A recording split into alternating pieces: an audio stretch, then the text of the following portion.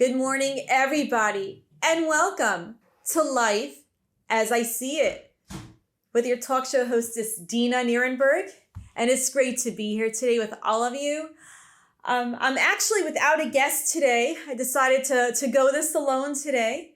It actually reminds me of my fall and spring semester when I teach in Touro College. And actually, I took off for the summer just so I wanted the break. And I figured, if you can teach all year long without, somebody talking along with you, why not give this a go? So here I am. This is my maiden voyage doing my talk show, all by myself. When I did the radio, Your Life at the Top, I basically did that show on my own. But then again, that was also all about calling in. It was a little bit different. But I'm very, very excited to be doing this today. And I'm so excited that you're all along for the journey. Well, the last topic I discussed with my guest, Jana Ganusareva, was all about aging gracefully, not allowing your age to get you down, living a life that does not have to involve your age, your biological age that it is. We discussed ideas such as that the soul is completely and totally ageless. If you are living strictly off of your mind and what your mind is telling you, it's going to be a humongous problem. Your mind has a past that's collected from years and years and years, decades and decades. Your mind also has a future, which makes you worry about being old.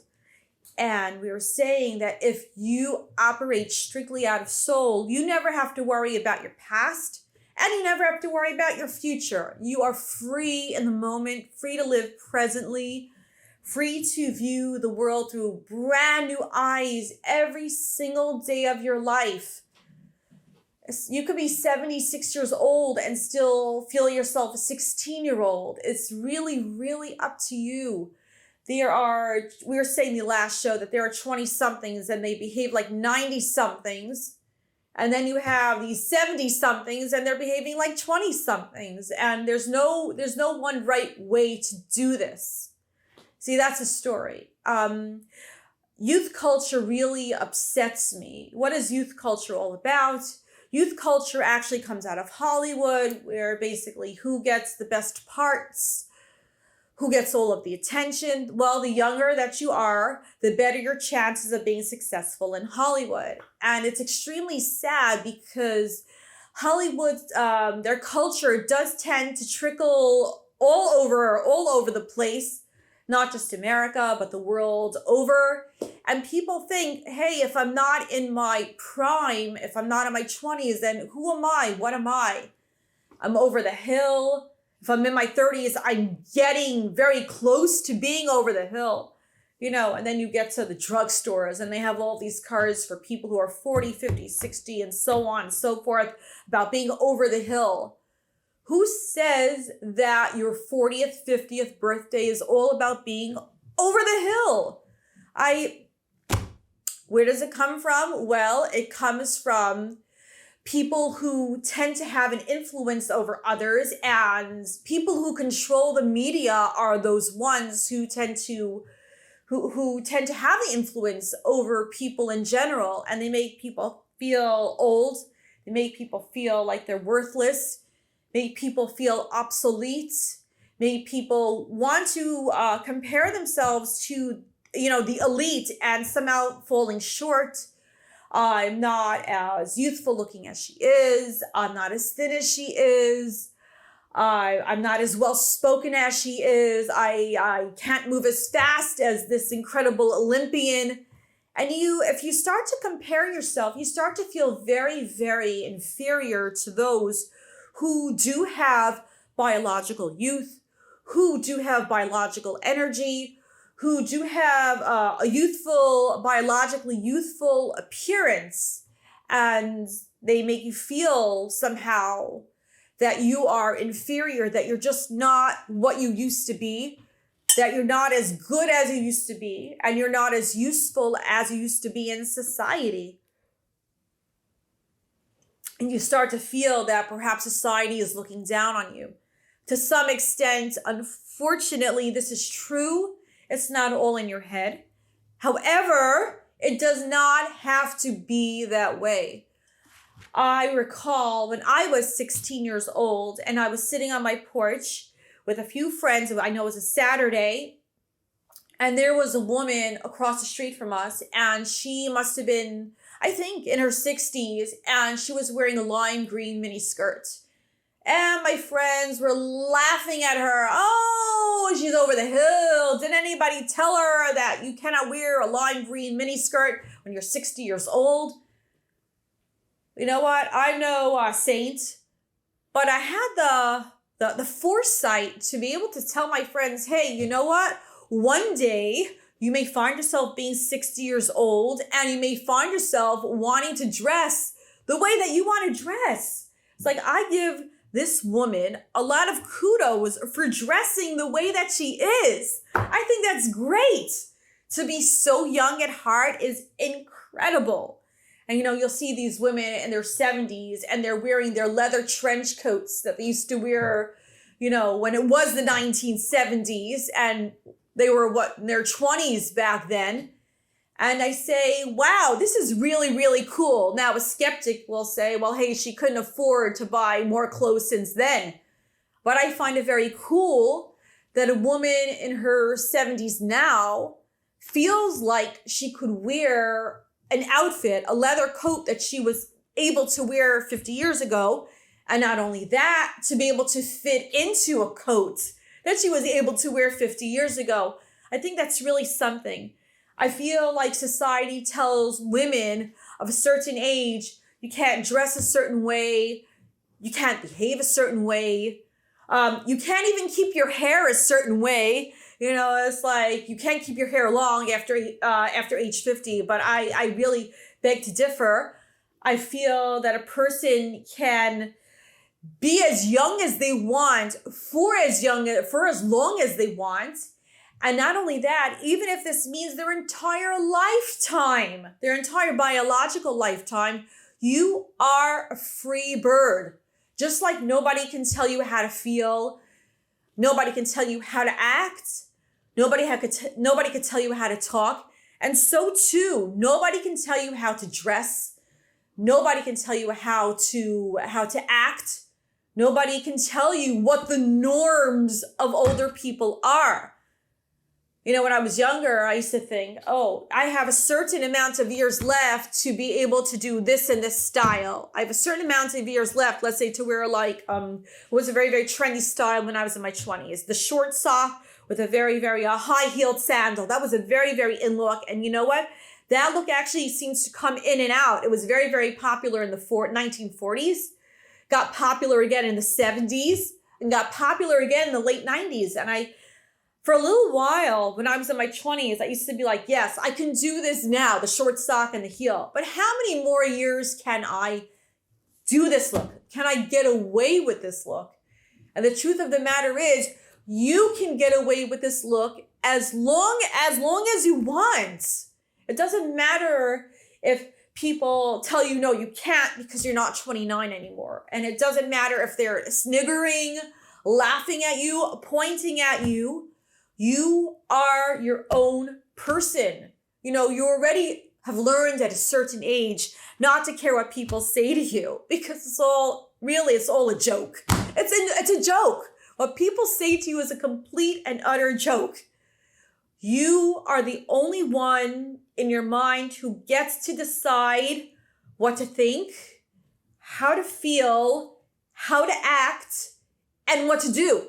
It does not matter what anybody else and their opinions are of you. Doesn't matter what society, wants to think of you. Last year I was actually, I was researching aging rock stars. And of course, when you think about an aging rock star, you think about Madonna, who's 63 going on 64. And she was saying it's a very, very tough business. The music industry is a very, very tough business to age in because, everybody wants the youth culture. Everybody wants to see the person who's young and perky and they're a newcomer, somebody that they've never seen or heard before.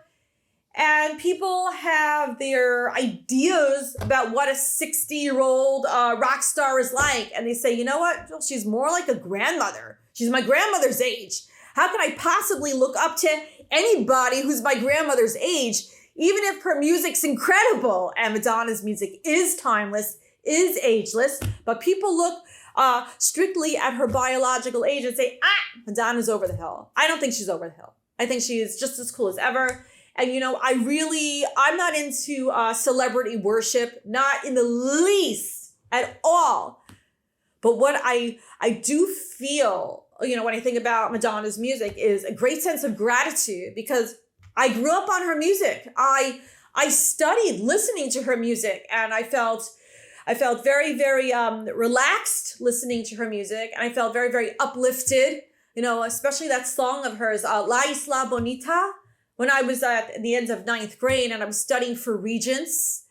And I remember listening to La Isla Bonita while studying, and I'm like, you know what? This is calming me down so tremendously. I can actually focus on my work.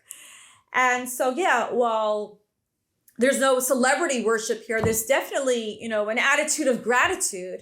If there's anybody in this world who can make your life easier, whether it be a rock star with amazing music, or whether it be even somebody who cleans your house or drives you around, or your favorite cleaners, and they get you back your clothes 2 days earlier than you thought you were going to get it. Yeah, there's a lot of gratitude there. But my heart does go out for people who are in occupations that somehow biological age is such a big deal. There was recently Anne Hathaway. She was a star of The Devil Wears Prada. She was 23 years old when she shot that movie. And now she's like 36 years old. And she said, a lot of roles that she thought she was up for, that were coming to her even, are now going to 24-year-olds. And it's like, and she says, this is just a very, very tough business to grow old gracefully in. That makes me very, very glad, actually, that I'm not in one of those kinds of businesses. Teaching in college, actually, the older that you get, the more you are respected for your wisdom, the more you're respected for your opinion.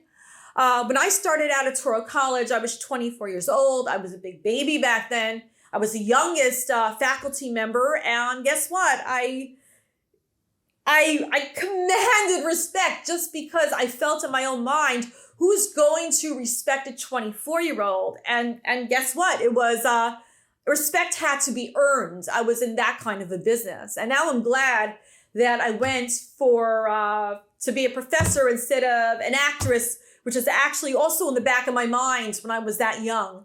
So I'm glad that I swerved that way. And I'm glad because I also had a lot of TV appearances based on being a professor of psychology and radio experience as well. So I definitely feel like I got the best of both. Thank God. So never ever let society determine how you're supposed to feel about yourself at, any given age. And of course, very, very important to live in the present moment. The present moment, you can feel your soul. Your soul is ageless. Your soul sees everything for the first time.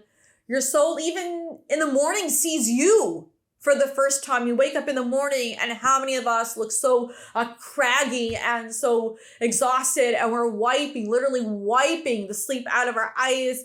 Some of us have gotten wrinkled from our pillows. Some of us have arms that are wrinkled from our pillows. And, you see me here today. I did not look like this when I woke up. I'll be brutally honest with you. I looked a good 10 years older biologically than I am. But if you're working off of soul, you can see what looks like the oldest person in the world and say, hey, that's me. I'm cool. I'm great. Wow. Miracle. I've been given life.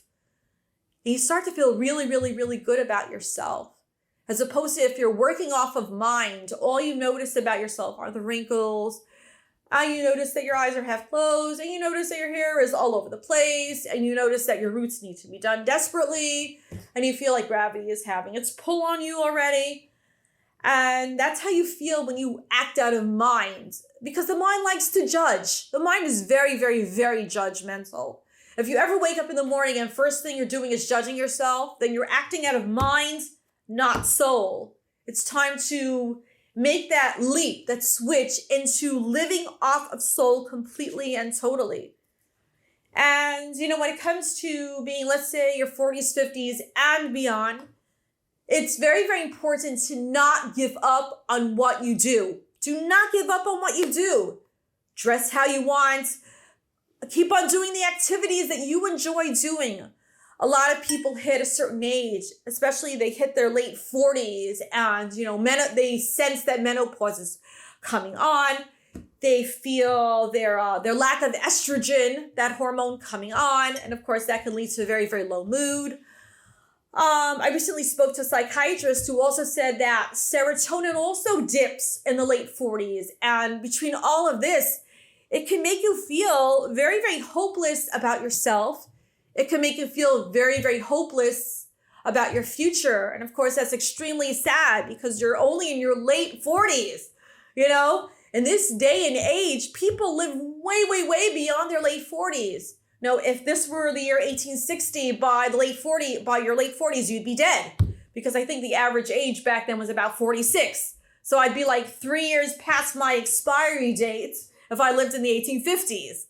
But no, this day and age, they're living longer, living more healthfully. There's a lot more medication. We can, go beyond the common cold now. Back then, people used to die of the common cold, but now we know what we have to do.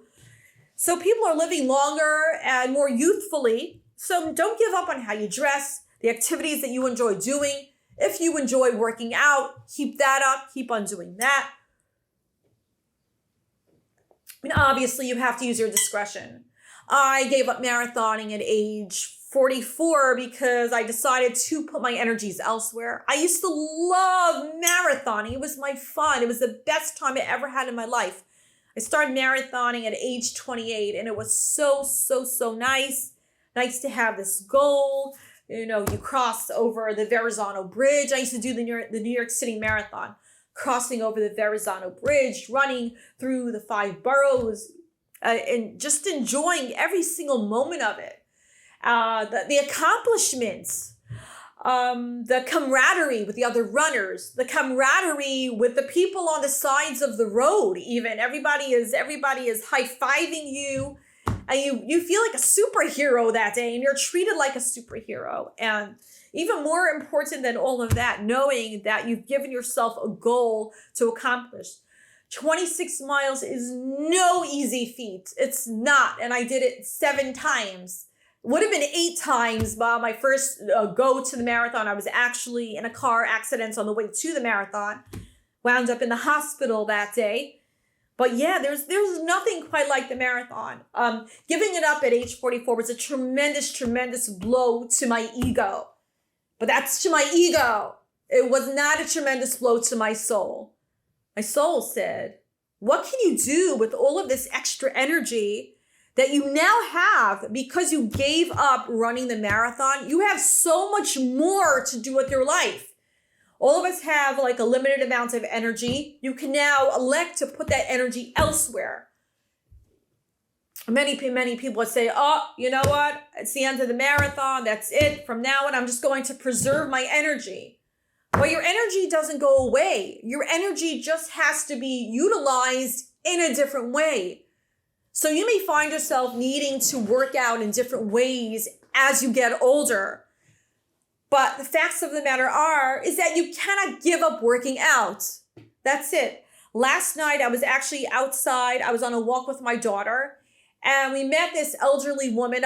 She's actually a neighbor of ours on the block. And she said to me, okay, honestly, you two, how much do you walk a day? I said, listen, when I'm with my daughter, we walk about 2 miles.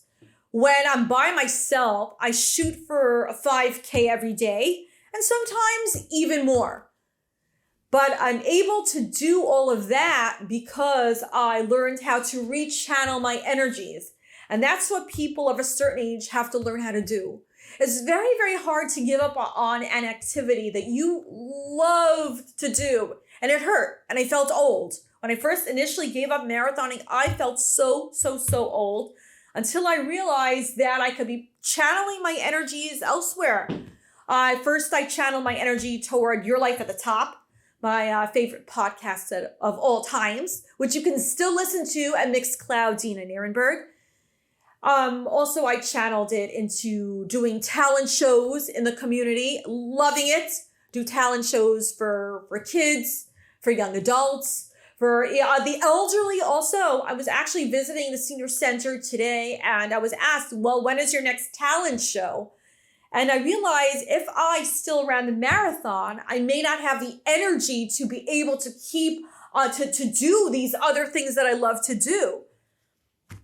So I realized you can't just, totally give up and say, that's it. I stopped running the marathon and now I'm an old lady and I'm finished. I don't have to do any more activities. No, the activities don't end. The activities don't end until your biological body really totally gives out on your last day. But until then, you have energy and it has to be channeled, and it has to be channeled in the right way. A lot of your energy that you have has to do also after a certain age with how you eat. Very, very important to eat healthfully. Extremely important for you to eat healthfully.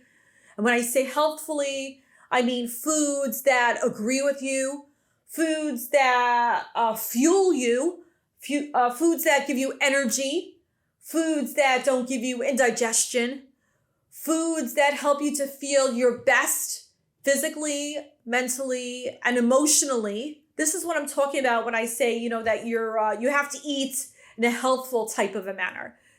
All of us out there know that there are foods that just don't agree with us.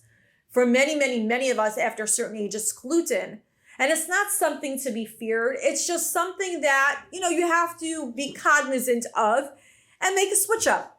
There's so many gluten-free foods out there and they're so healthy for you and they're so delicious that after a certain age, and the rough age for that is give or take about 40, to make that switch from eating foods with gluten to eating gluten-free foods. It's not really a big difference. And there are so many stores, supermarkets that can support your need to eat healthfully. Some people, it's dairy. A lot of the population is dairy. Dairy doesn't agree. Even for like the younger set, many a time dairy doesn't agree. And you know what you have to do. You do know what you have to do because you want to feel good. You know how you feel on dairy and you know how you feel when you're off of dairy. So the idea is to eat foods that give you so much energy. Eating foods that are very good for the microbiome in your digestive system, that help to create more good bacteria over bad bacteria. When you will have a microbiome that has more good bacteria over bad bacteria, it affects your overall health.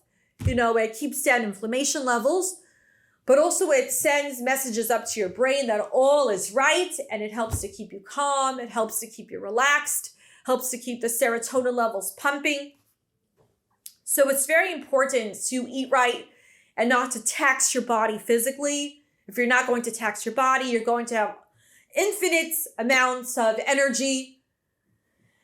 Very, very important, you're in your upper 40s, 50 and beyond, to not allow yourself to fall into a state of depression. Now, that's much easier said than done. It's extremely easy to fall into a state of depression, especially if you're very, very mind identified. If you're extremely mind identified, you can think to yourself, oh my gosh, well now 49 years old and what's left, and like all of my best years are behind me. Now it's true, I could still live another 40, 45 years, but even so, my best years are behind me.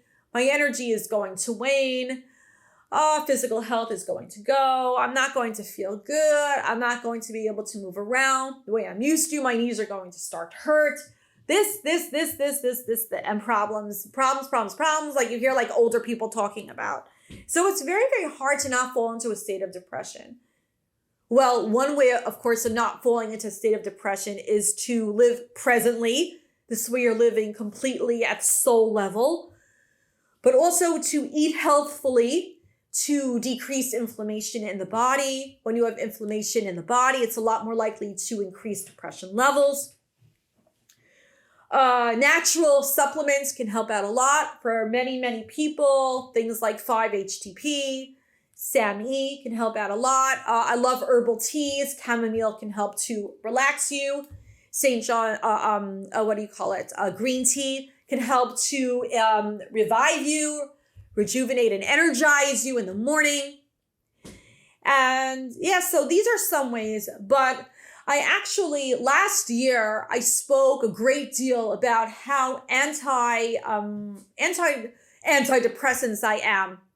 But you know what? In recent times, I've spoken to so many people who've told me that antidepressants literally saved their lives. And they did not depend on it when they were younger and when they had more serotonin. But they say, look, I'm now in my upper 40s, I'm in my lower 50s, and I feel like my hormone levels in general are waning on me. I don't want to take estrogen replacement therapy, which of course we all know that can, God forbid, lead to horrible things like breast cancer. So they say, look, I don't know what to do. I feel like my hormone levels are all down, estrogen down, serotonin down. So I went to see a psychiatrist and they said, listen, that's it. I caved. I never wanted antidepressants, but I decided I'm going to go for it. The psychiatrists were saying that this is the age, about 50 or so years old, where many, many women do turn toward the SSRIs as a way of reuptaking their serotonin levels, as a way of feeling good about their lives and to have a positive outlook for the future, and to be able to be calm enough to stay in the present moment.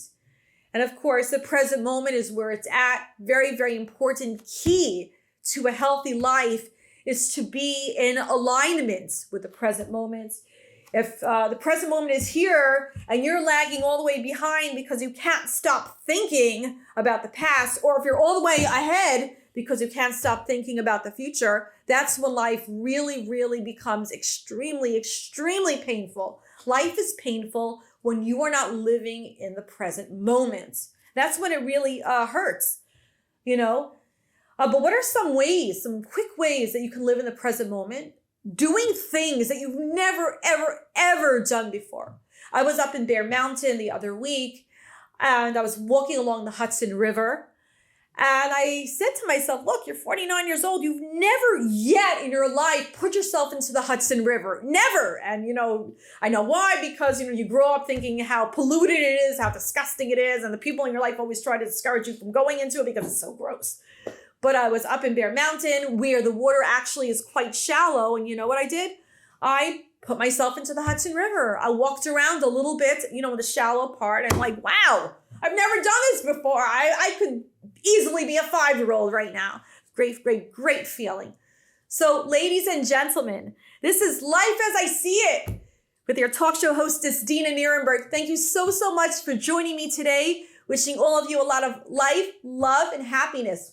Take care. See you next week.